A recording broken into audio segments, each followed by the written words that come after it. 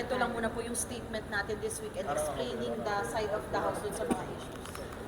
Well, sinabi nga namin na hindi totoo yung mga sinasabi na kinumpiska yung cellphone, walang access sa lawyer. Di ba nung sineserve yung order, nando si BP na sinasabi niya siya yung lawyer? At binigyan naman natin ng access. Even nga yung desisyon ko na padala sa veterans, no, para makita talaga kung may problema.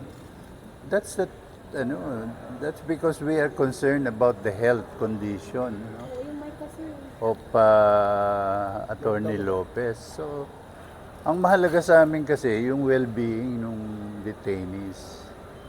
Kaya nasa veterans ngayon, we're waiting for the medical evaluation, no,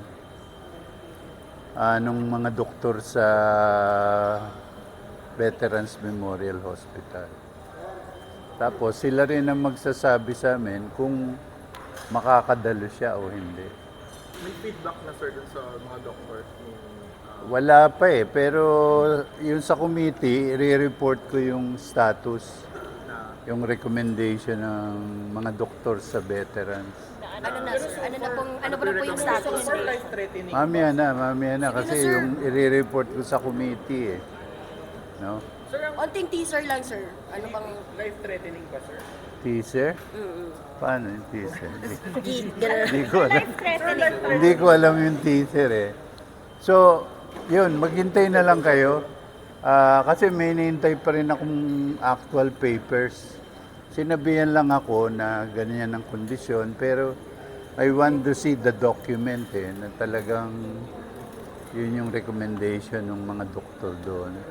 Tapos, pina-evaluate ko rin doon sa in-house medical team natin kung ano yung nararanasan ni Attorney Lopez. No? Sir, hindi pa ba siya sa correctional? Considering na ngayon matatapos yung detention. Well, nasa sa committee yun kung ano yung magiging desisyon nila. No?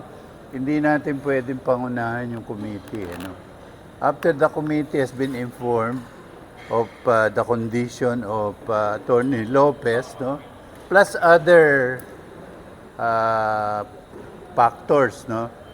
Then they will make a decision what to do with their.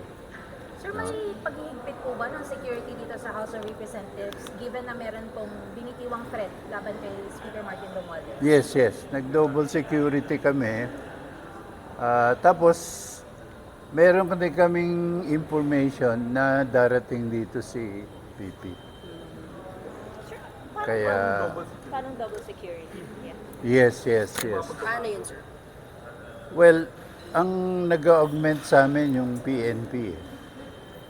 Kasi hindi naman kami makaka-hire ng additional, no? So, pagka may additional security requirements, we always ask the PNP to beef up our security.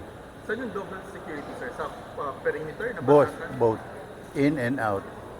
Pati yung close link ba ni speaker, dinoble rin ang security? Hindi naman.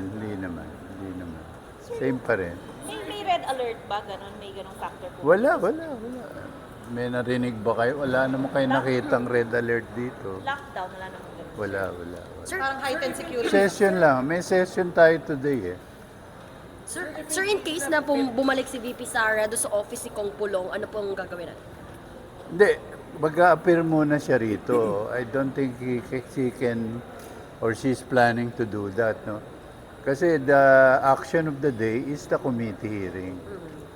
So, we're hoping na she will attend para masagot yung mga hindi na masagot ng mga tauhan niya, no? But if she's planning po na, magbantay dito ulit kung sakaling may mag-contempt po sa detention facility, Ay, yan at ang pumilit siya.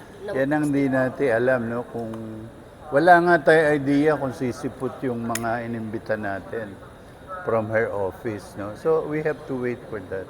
Sir, may recommended action ba ang House dun sa, kasi sabi niyo may breach of security protocols against the VP? May action po ba kayong nirekomenda against the VP? Wala pa. Kasi, depende yan sa action nitong committee na to, no? Kasi sila yung nag-issue ng contempt, so we have to wait for the committee's recommendation. Ayaw na yung pangunahan yung committee. Okay? Thank you.